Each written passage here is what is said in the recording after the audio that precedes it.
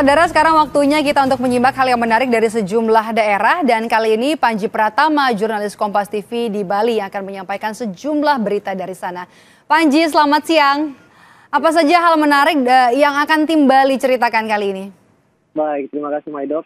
Dan saudara, cerita Nusantara untuk edisi kali ini kita awali dari bunga hias.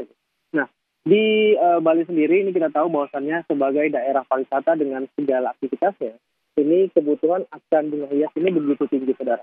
Nah, namun sayang peminat warga untuk menggeluti usaha ini begitu minim sehingga Bali hanya bisa memenuhi 20% dari kebutuhan bunga hias.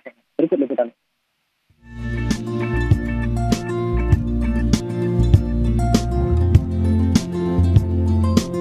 Adalah kelompok tani bunga mekarsari di Desa Pancasari, Kecamatan Sukasada, Buleleng yang telah mengembangkan budidaya bunga hias sejak 4 tahun terakhir.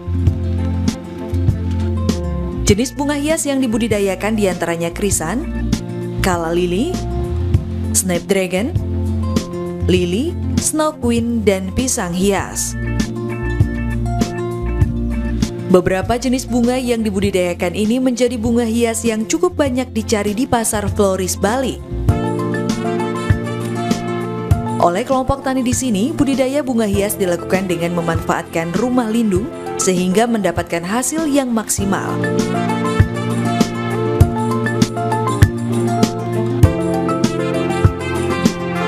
Salah seorang petani menuturkan budidaya bunga hias jenis ini sangatlah mudah, tidak memerlukan perawatan khusus.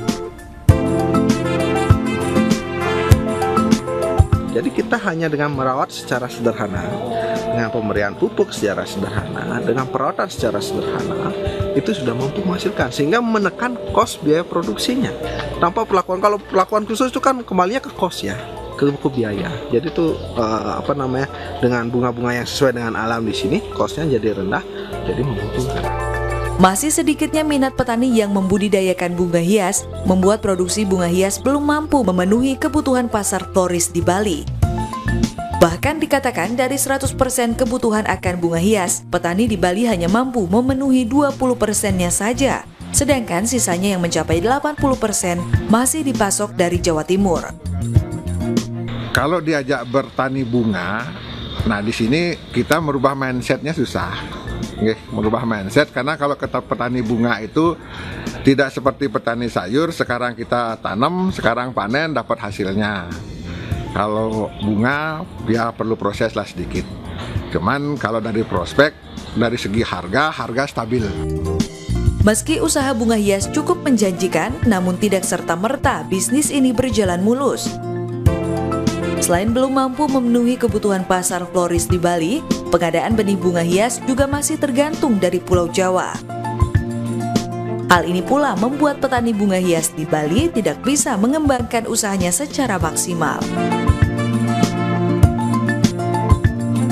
Kartiana Rayana, Kompas TV, Buleleng, Bali.